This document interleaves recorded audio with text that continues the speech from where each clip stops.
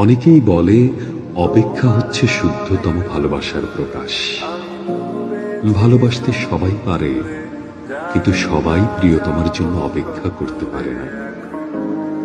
আসলেই কি তাই? জানি না তো, হবে হয়তো। তবে অপেক্ষার কাছে আমি অনেক ঋণী। প্রিয়তমার জন্য অপেক্ষা আমাকে পাখির মতো সহজ হতে শিখিয়েছে, শিশুর মতো অনাবিল হতে শিখিয়েছে, আকাশের মতো বিশাল হতে শিখিয়েছে, ফুলের মতো স্নিগ্ধ সুন্দর হতে শিখিয়েছে।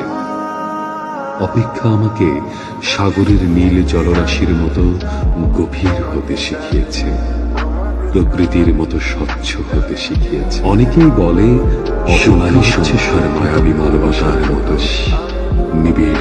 ভালোবাসতে সবাই পারে, সবাই যদিও তোমার জন্য অপেক্ষা আমাকে কবিতার মায়াবী অনাশয় বনের কাছে নিয়ে গেছে।